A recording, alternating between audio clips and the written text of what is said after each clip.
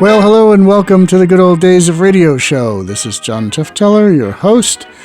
We are well past Christmas now, heading into the new year of 2023, and we're continuing now going back to our series of artificial intelligence-related science fiction programs, which we've featured in November and then kind of put on hold for all our Christmas specials for the last few weeks. But we're going back to it now, and we'll get it finished up and then start a new series. But in the meantime, today's story is a Ray Bradbury story, which I heard years ago, and I will listen along with you and have some comments at the end of it. A Ray Bradbury story called The Veldt, V-E-L-D-T, Veldt. And this is from Dimension X, one of the two big science fiction radio shows, Dimension X being one and X-1 being the other, from August 9th, 1951. Adventures in time and space, told in future tense. Dimension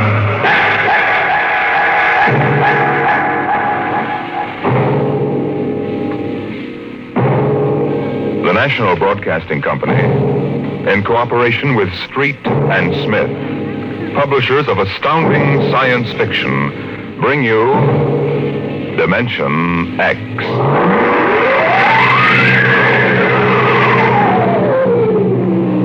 The soundproofed Happy Life home had cost $30,000 installed. It clothed and fed and rocked them to sleep and played and sang and was good to them. Their life purred on from day to day, measured and controlled by the nucleonic thermostats, the iridium sponge servo brains that made the beds and washed down the bathroom floors and made sure the salt cellars flowed freely without clogging. Twice a day, the house paused, rang a quiet bell,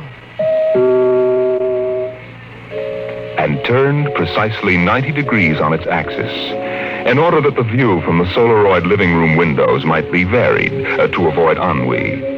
Of course, the pride of the house was the nursery. The agent for the company had been most enthusiastic. This way, right down the hall. All right. What was that? Oh, it's all automatic. The nursery turns itself on when you come within 10 feet of it. Soft automaticity. That's the motto of the company.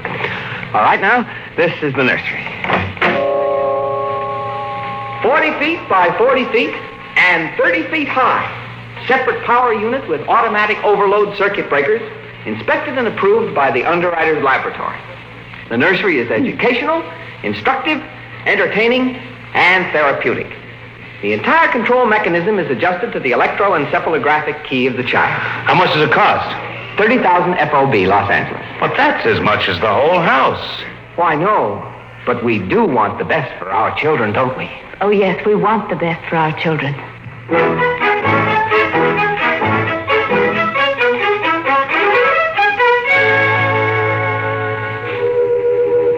And it was the best. The crystalline walls wavered from 2 to 3 dimensions.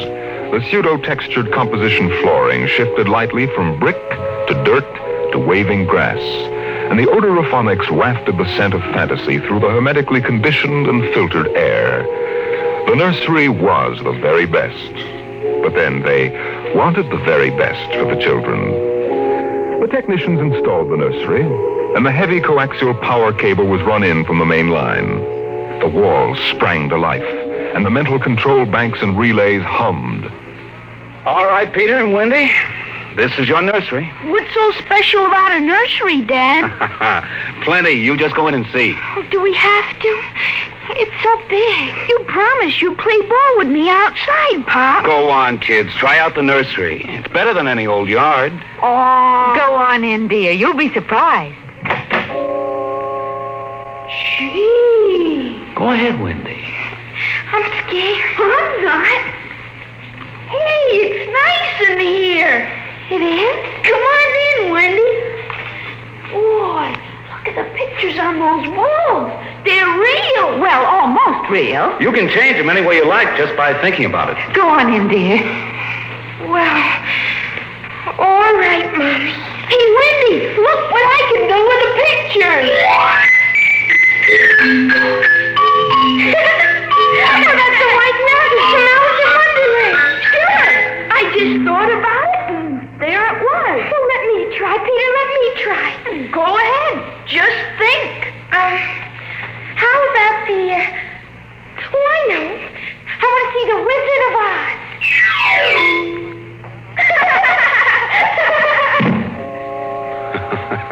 Well, dear, there we are. They like it, don't they? Well, why shouldn't they? All they have to do is think, and they've got whatever they want in 3 dimensions. Color, sound, and smell. Oh, think what it would have been like to have a nursery like that when you were a kid.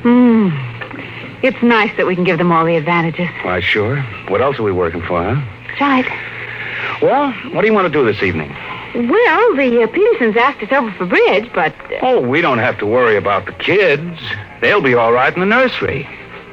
Come on, Lydia. We deserve a night out.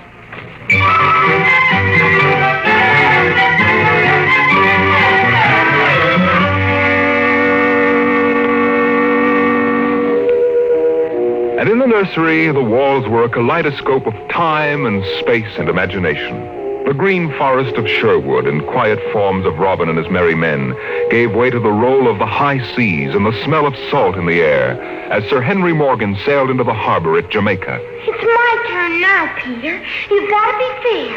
It's my turn. Dorothy and the Wizard of Oz followed the yellow brick road round the nursery walls. Then Hansel and Gretel discovered the gingerbread house about 3 feet from the door. And from a high tower that stretched into the clouds, the little lame prince sailed out over his kingdom. And behind the crystal and quartz walls, the vacuum tubes and grids and banks of mental image tape spun quietly and efficiently, erasing the line between illusion and reality. Of course, the electric bill from Consolidated Utilities was tremendous, but it was worth it.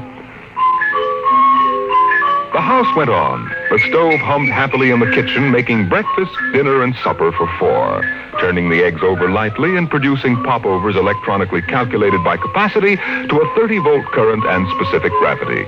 The automatic laundry did the shirts with a medium starch in the collars, except the button-down Oxfords, which had no starch at all. The Happy Life home breathed contentedly as life proceeded with soft automaticity as guaranteed in the brochure and bill of sale. George. George, I wish you'd look at the nursery. Well, what's wrong with this? Well, I don't know. Well, that might... I just want you to look at it, that's all. Or call a psychologist to look at it. What would a psychologist want with a nursery? Oh, now, George, you know very well what he'd want. I was in the nursery last week. It's perfectly all right. Well, it's different now. Huh? What do you mean, different? Well, I just want you to come and see. Are the kids there? No, Madge Allen took them to a show along with her kids. That's why I want you to look in now before they get back. All right. What you expect me to do, I don't know. I'm no mechanic. This isn't a question of a leaky faucet, George. All right, dear, I'm coming.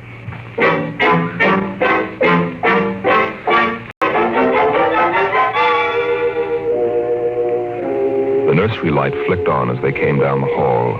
The relays clicked, and the tubes warmed, and chemical odor banks and pipes bubbled into life as they paused before the closed door. Go ahead, George. Open it.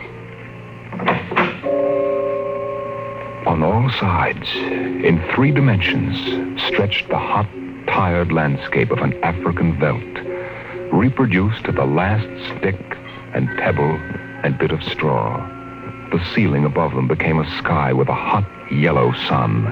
A wind blew in from the baked veldtland, the hot straw smell of lion grass, the cool green smell of the hidden waterhole, the great rusty smell of animals, the smell of dust like red paprika on the hot air. And now the sounds.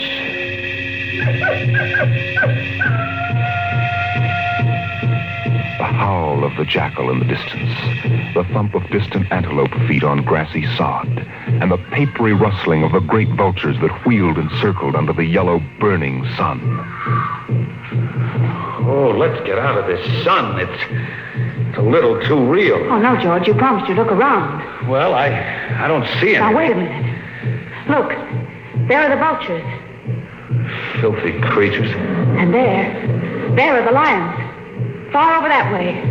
Yes, I see them. They're on their way to the water hole.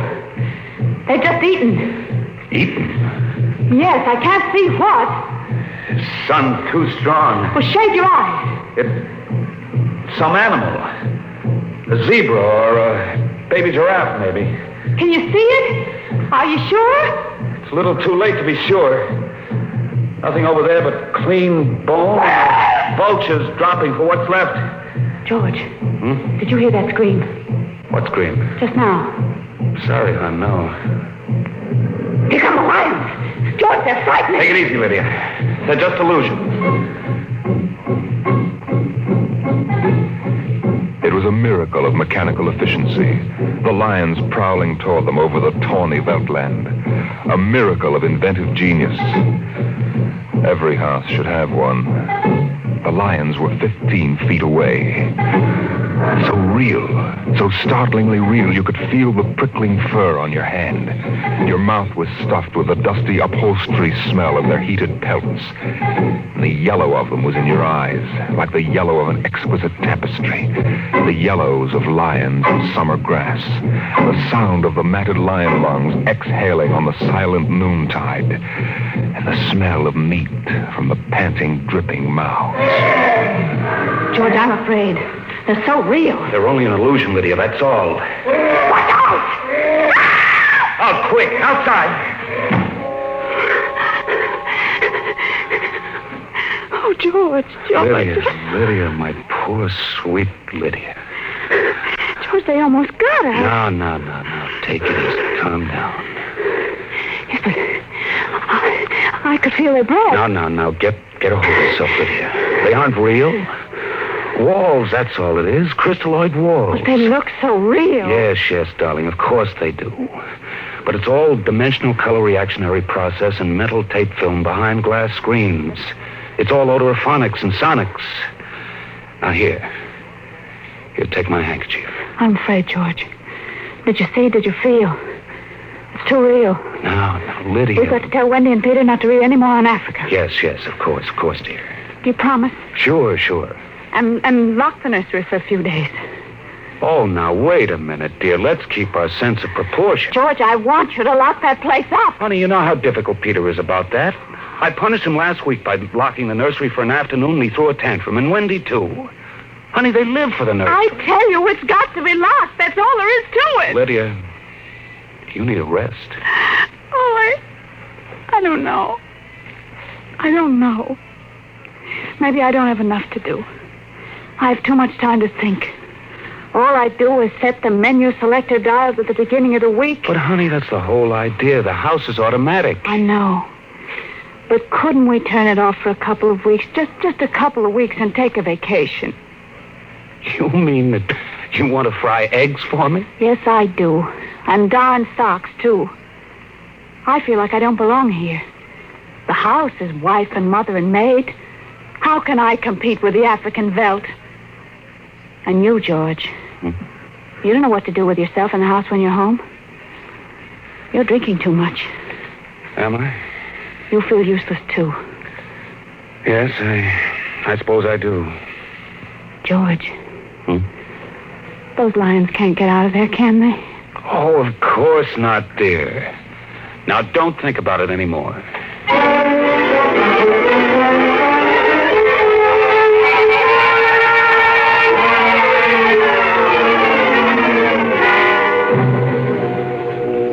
They ate alone. He sat idly watching the dining room table produce warm dishes of food from its mechanical interior. You forgot the ketchup. That's better. It wouldn't hurt to lock the children out of the nursery for a while. It was clear that they'd been spending too much time in Africa.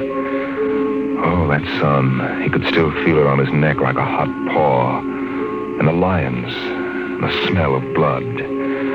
Remarkable how the nursery caught the telepathic emanations of the children's minds and created a life to fulfill their desires. The children thought zebras, and there were zebras. Sun, Death and death. They were so young. But long before you knew what death was, you were wishing it on someone else. But this, the long, hot African veldt, the awful death in the jaws of a lion, and repeated again and again and again. The children came home dutifully at 8:30. Hi, Mom. Hi, Pop. Hi, Peter. You want something to eat, Wendy? No, thanks. Well, we're just having dessert. We're full of strawberry ice cream. And hot dogs. We'll just sit and watch. Sure. Peter, tell us about the nursery. Nursery? Yes, all about Africa and everything. I don't understand. Your mother and I were just traveling through Africa with rod and reel. There's no Africa in the nursery. Oh, come now, Peter. We know better. I don't remember any Africa. Do you, Wen? Run and see, huh? Sure. I'll be right back. Wendy, come back here. Wendy. She'll be right back, Pop. She doesn't have to. I've seen it. Now, come on. Sure, Pop. Wendy will tell us, though. Could they be lying? We'll see in just a moment. Peter, open the door. See, Daddy? It's not Africa. It's Florida. Like in the yearling. There go the deer, see? It isn't Africa. Yes, I see it isn't. Go to bed. But it isn't 9 o'clock. No, it isn't. You heard me. Go to bed. Okay. Night, Mom. Night, Pop. Good night. Good night, dears. I'll be right in. Lydia, wait a minute. Here, look. Look at this. What is it? This is the corner where the lions were, isn't it? What's that you picked up? It's an old wallet of mine. There's a smell of hot grass on it. The smell of a lion. It's wet with saliva. And it's been chewed. George, those smears of blood. Come on out.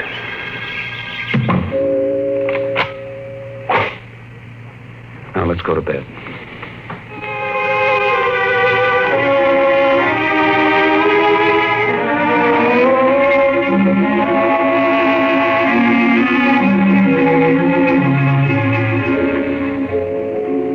So they went to bed.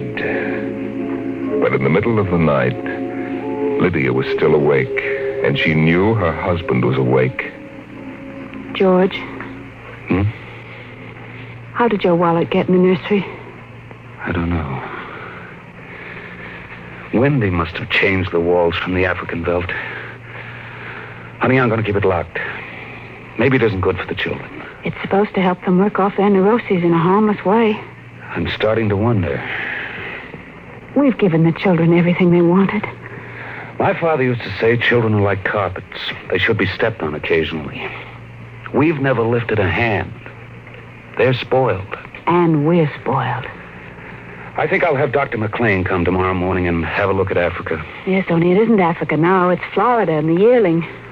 I have a feeling it'll be Africa again before then. George, Wendy and Peter aren't in their room. No. They've broken into the nursery.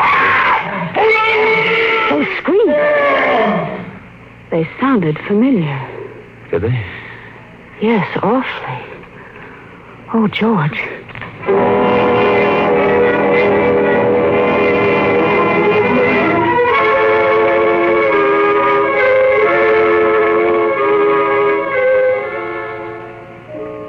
Although their automatic somno beds tried very hard, the two adults couldn't be rocked to sleep for another hour.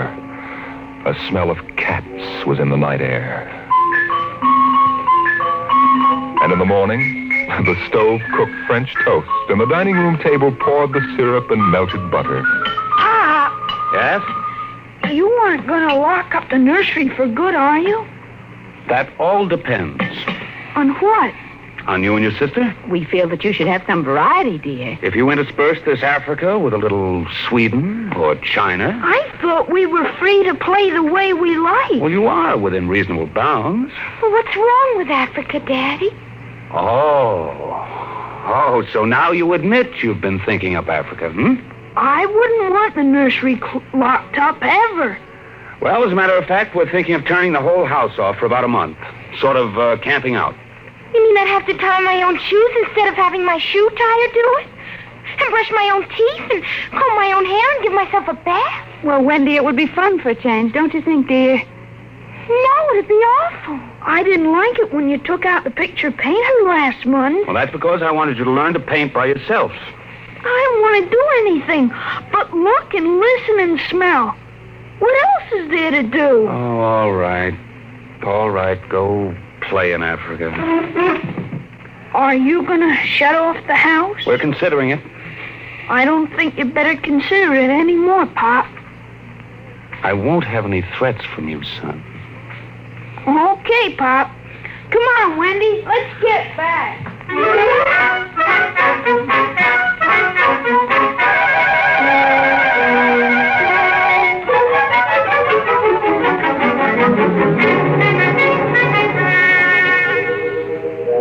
After breakfast, Dr. David McLean was announced by the audio knocker.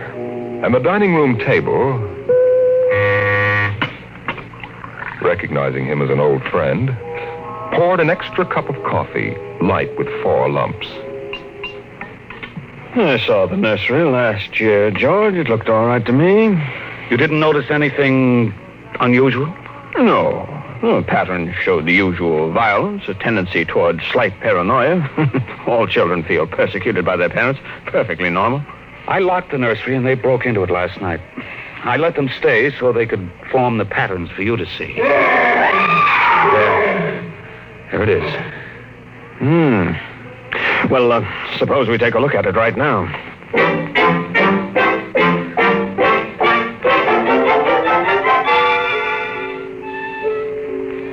They entered without knocking and sent the children out.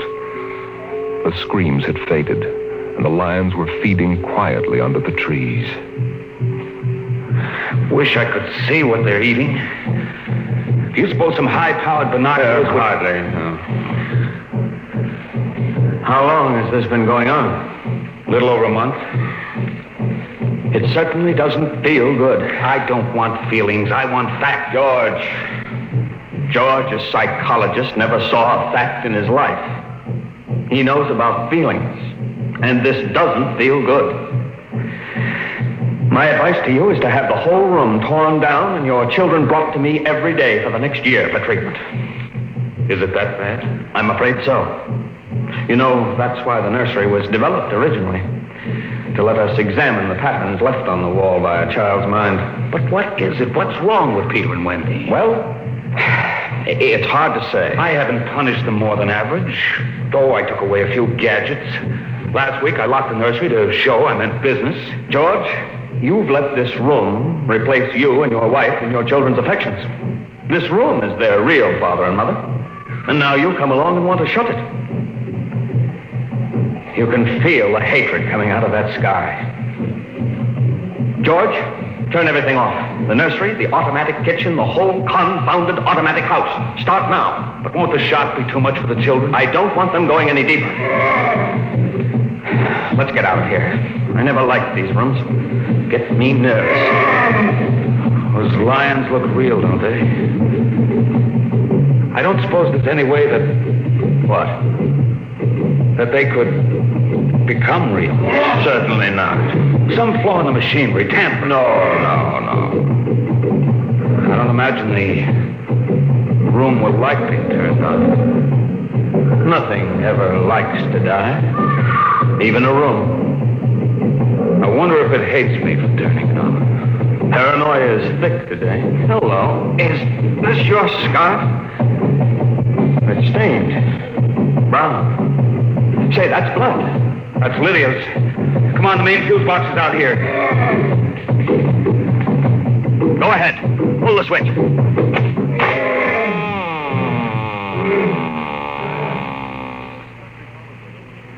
Yeah. It's off.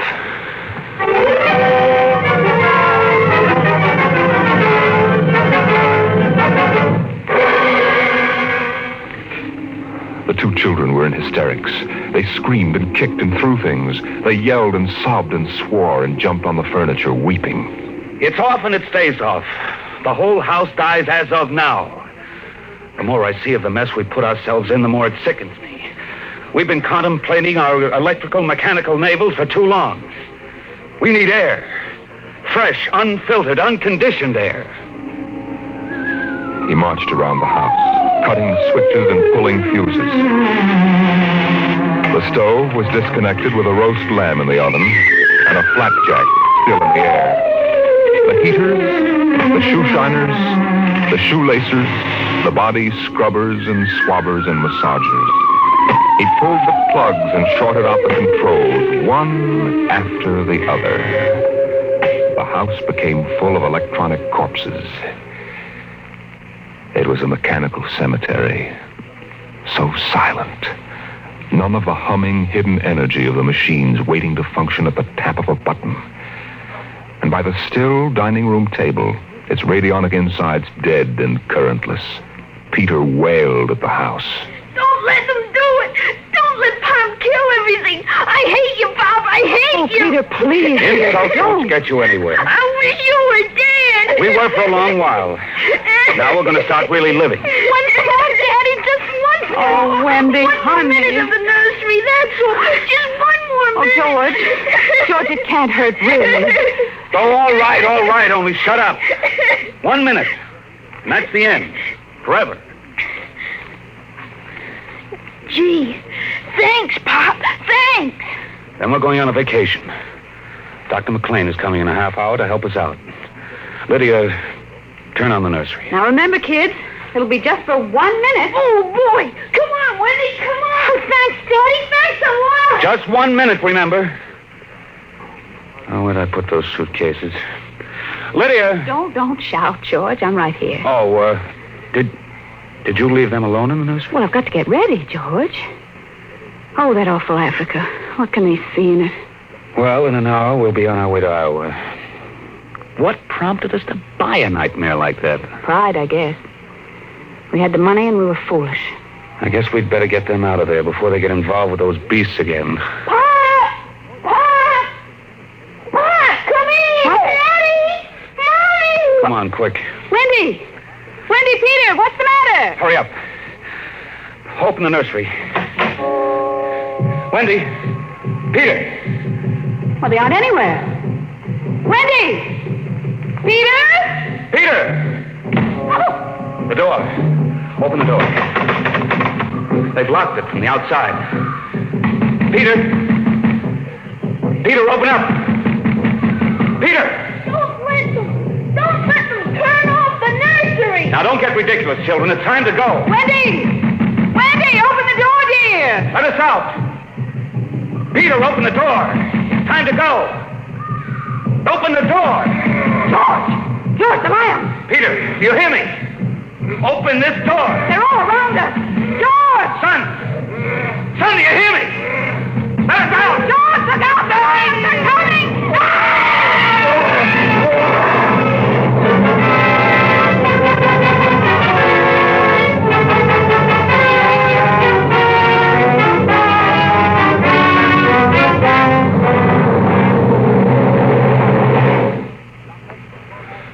When Dr. David McLean came a half hour later, he found the two children in the nursery sitting in the center of the open glade, eating a picnic lunch.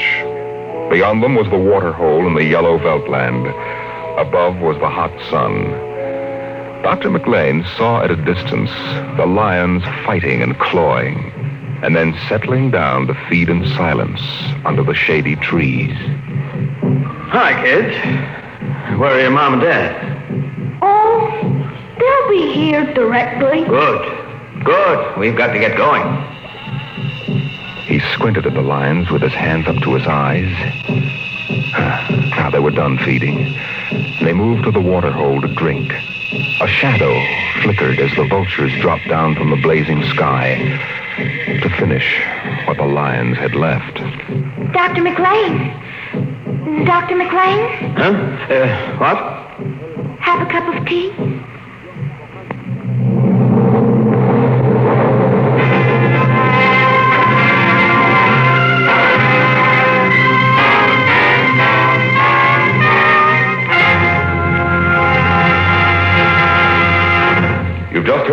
adventure into the unknown world of the future, the world of Dimension X.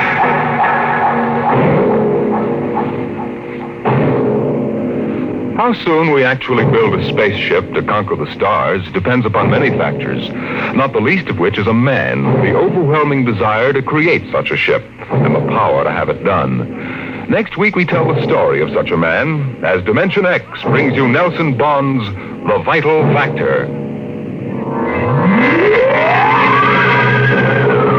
Dimension X is presented transcribed each week by the National Broadcasting Company in cooperation with Street and Smith, publishers of the magazine Astounding Science Fiction.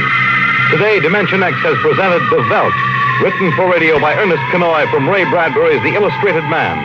Included in the cast were Leslie Woods and Bill Quinn as the parents, Joan Laser and David Anderson as the children. Your host was Norman Rose. Music by Albert Berman. Dimension X is produced by William Welch and directed by Fred Way. Oh, no closing there. Okay.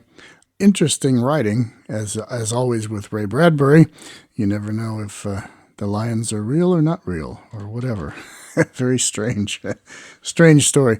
Also, I noted that they said at the beginning of the show that you could buy a house for $30,000. That was 1951, $30,000. I think we've had a little inflation since then, just a little. Anyway, all right. Back next Thursday with another artificial intelligence-related science fiction show, and back next Tuesday with some kind of comedy, drama, or variety, which we'll see what that is on Tuesday. So until then, this is John Tefteller saying thank you for listening. Keep your Facebook comments coming, keep telling your friends, and we'll keep bringing these great shows to you as long as we can. So, Happy New Year!